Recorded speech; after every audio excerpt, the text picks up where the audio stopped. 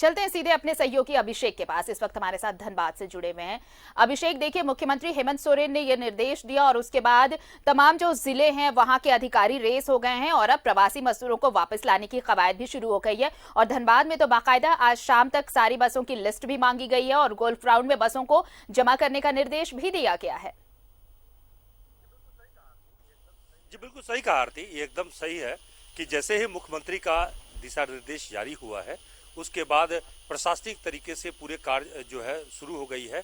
और धनबाद में इनफैक्ट कहें तो 14,000 जो प्रवासी मजदूर हैं या छात्र हैं जो जहां तहां फंसे हुए हैं उनको लाने की कवायद शुरू हो गई है। और इसके लिए हम जो है सीधे तौर पर जो कवायद करनी है जिस परिवहन विभाग को, परिवहन विभाग के जो डीटीओ हैं यहाँ पे ओम प्रकाश यादव जी, हम उनसे बात कराते हैं ओम प्रकाश जी से, चूंकि सबसे बड़ी जिम्मेवारी इन्हीं को है। अगर कहें धनबाद में इस वक्त में सभी लोगों के डेटा के हिसाब से जानकारी जुटाना, फिर उन्हें वापस लाना पड़ोसी राज्यों से जहां तहां फंसे हुए उन सबको। तो चलिए जैसे उनसे हम बात करते हैं। जी ओम प्रकाश जी, सबसे पहले तो आज मजदूर दिवस है, मई दिवस है, उसकी बधाई कि हम सभी जो है कहीं ना कहीं इस दिन को और दिनों की तुलना में कहीं सेलिब्रेट करते हैं। लेकिन आज कोयला मजदूर का ये क्षेत्र है, नगरी है धनबाद, और यहाँ पे बहुत सारे लोग हैं इस वक्त में बाहर में फंसे हुए हैं। तो उन सभी को लाने के लिए इस वक्त में क्या प्रयास चल रहे हैं और स्कूलों को आपने जो आदेश दिया है कब तक ये सभी स्कूल जो है अपने बसेस को अब आप तक पहुँचा दें? सबसे पहले आपको भी बधाई और इस देश के सारे मजदूर भाइयों को मेरी तरफ से नमस्कार और उनको मई दिवस की बहुत बहुत शुभकामनाएं। देखिए, बेसिकली अभी हम लोग प्रिपरेटरी मोड में आ गए हैं।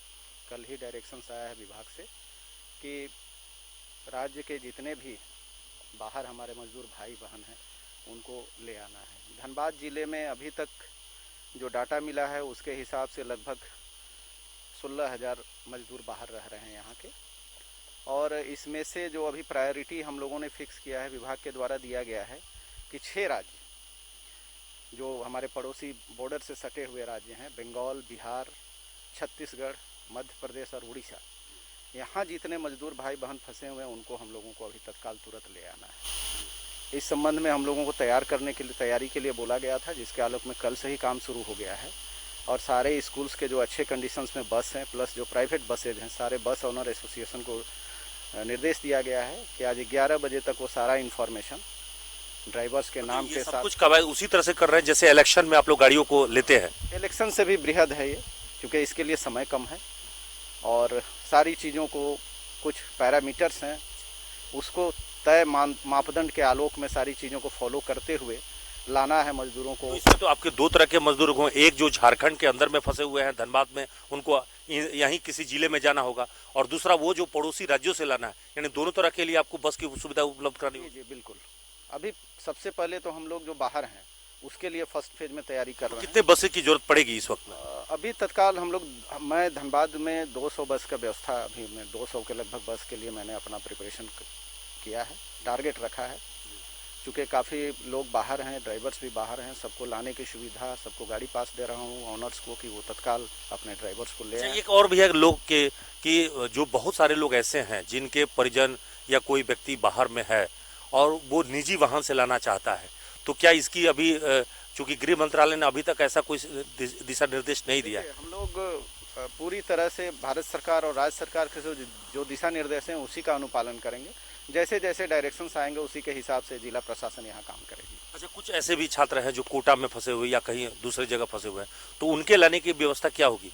देखिए, अभी इस पर राज्य सरकार के स्तर से या जिला प्रशासन को कोई सूचना नहीं मिली है। जैसे हम लोगों को इस संबंध में मिल जाएगी उसी के हिसाब से हम लोग काम करेंगे। जी, तो देखिए ये डीटीओ ओम प्रकाश यादव जी हैं जो बता रहे हैं कि इस वक्त में 16,000 लोग, खासतौर पे वैसे प्रवासी मजदूर जो जहां तहां फंसे हुए हैं, उनको लाने की तैयारी है। और उसमें भी जो प्रायोरिटी है वो 6 राज्य जो पड़ोसी हमारे राज्य हैं उनसे सबसे पहले हमें उन सभी को लाएंगे और उसके बाद जो बचे हुए रेस्ट रहेंगे उनको लाने की व्यवस्था होगी। फिलहाल धनबाद में अगर कहें तो 200 बसें की व्यवस्था की जा रही है। और चूंकि बसों की संख्या इस वक्त में अगर कहें तो स्कूल बस जो है वो सबसे ज़्यादा रहते हैं, उसमें भी जो अच्छी कंडीशन की स्थिति में उन्हीं बसों को लिया जा रहा है। और इसीलिए डीटीओ ने आज शाम तक सभी स्कूल वालों से कहा है कि वो अपनी बसेज भेज दें और यहाँ के गोल्फ ग्राउंड, एक बड़ा मैदान है, वहाँ पर इन सारी बसों को इकट्ठे किया जाएंगे और फिर उनको ड्राइवर के साथ उन गंतव्य तक भेजे जाएंगे ताकि प्रवासी मजदूरों को सकुशल वापस लाया जाएगा। एक बात और भी है कि ये सभी मजदूर जब वापस आएंगे तो इनकी मुकम्मल जांच होगी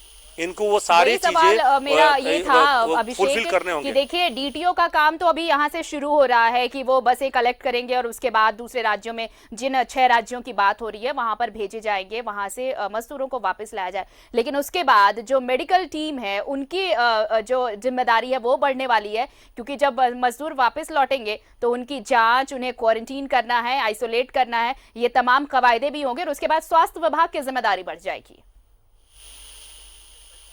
जी बिल्कुल, बिल्कुल सही कहा आरती कि ये बड़ी समस्या है। देखिए, आप मजदूरों को सिर्फ ला रहे हैं तो इतने भर से काम नहीं चलेगा। आप समझिए कि उनके आपके जैसे राज्य में वापस लौटेंगे तो कई जिम्मेवारियां बढ़ेगी। पहले तो उन मजदूरों को सकुशल घर वापस आते ही क्वारंटाइन पर रखने की बात आपने ठीक कहा। इसके अलावा उनके भोजन की व्यवस्था करनी होगी, उनके राशन पानी, चूंकि वो सारी व्यवस्था करनी होगी। इसके अलावा जो है, जैसे ही ये लॉकडाउन की अवधि समाप्त हो सकती है, मान लीजिए अगर आगे लॉकडाउन बढ़ता है या क्या होता है, ये तो सरकार जो है फैसला कर 2 दिनों के अंदर ले लेगी। लेकिन उसके बाद असल चुनौती है उनको रोजगार दिलाना। उनको जब ये पूरे सब कुछ सामान्य स्थिति हो जाएगी तो आप मान के चलिए कि अगले 1-1.5 साल तक ये मजदूर वापस नहीं लौटने वाले। देखिए, जैसे ही ये वापस आ जाएंगे अपने गांव में, खेत खलियान में, तो इनको यहीं पे काम चाहिए, यहीं पर उनको छोटे मोटे रोजगार से जोड़ना होगा, ये इन्हें प्रशिक्षित करना होगा, ज्यादा से ज्यादा इनको किसानी से जोड़ना होगा। ये वक्त है, ये सबसे अच्छा वक्त है किसानी को मजबूत करने का, बेहतर करने का, क्योंकि सभी को आप तत्काल कोई उद्योग से नहीं जोड़ सकते।